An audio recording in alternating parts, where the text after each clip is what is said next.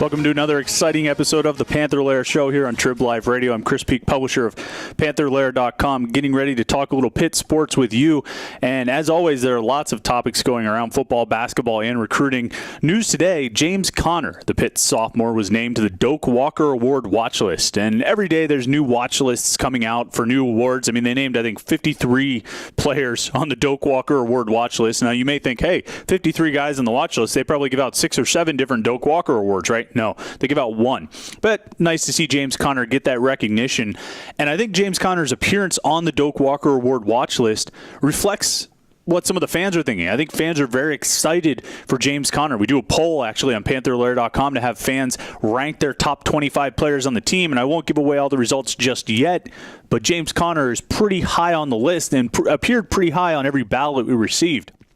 So everyone's very excited for James Conner, and understandably so when he's coming off that Bowling Green game, the bowl game, when he rushed 26 times for 229 yards, set a Pitt bowl game rushing record. The last thing we saw of James Conner, big 250-pound running back, was him barreling over Bowling Green defenders and running for 230 yards in Detroit. So it's exciting, and I think everyone's looking forward to seeing Conner again this year. He looked very good in spring camp. He changed his number to 24 in honor of Marshawn Lynch, which is a nice nod. He's a similar kind of runner, a bigger back who can bowl guys over and has a little bit of speed. But here's the thing about James Conner. For all the excitement and all the hype, a lot of which is deserved, I think he's got something to prove. And that's not just to say that he has to prove how well he can play at defensive end, since Pitt keeps talking about using him there in packages, third down, pass rushing situations, that kind of thing. He's got something to prove at running back. If James Conner is going to be the number one running back on this team, he needs to be far more consistent than he was in 2013. Conner rushed for 799 yards last year. That was a team high. He was the leading rusher on the team, and that's all well and good, but when you look at the numbers a little bit more closely, Florida State, 9 carries, 34 yards. Virginia, 15 carries, 27 yards. Virginia Tech, 2 carries, 1 yard. He got hurt in that game.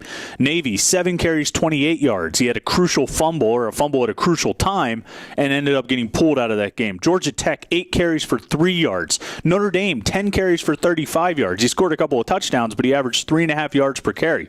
Syracuse, 7 carries, 26 yards. Miami, 5 carries, 22 yards. That's 7 games out of the season. He didn't play in the Old Dominion game. 8 games out of the season where he didn't do a whole lot. And he topped out at about 35 rushing yards in the Notre Dame game in all 8 games. You look at the other 4, New Mexico, 12 carries, 119. Duke, 26 for 173. Carolina, 19 for 102. And then that bowl game, 26 for 229. That's 623 yards in 4 games. He rushed for 799. 623 of those came in 4 games. James Conner is a very exciting player for 2014. Pitt fans should be excited about him. They are excited about him. Pitt is excited about him. I'm looking forward to seeing him play because he looked good in spring camp before he had a shoulder injury, or a knee injury, excuse me. But when he piled up so much of his rushing yard in 4 games, and I'm not even going to mention the fact that was against New Mexico, Duke, and Bowling Green, as well as North Carolina. But when he piled up 623 out of his 800 rushing yards in 4 games, you need to show me a little bit more in terms of consistency. And he had an injury. He had a fumble problem against Navy that cut down his carries, limited his yardage. But he needs to show a little bit more consistency for this train to really take off.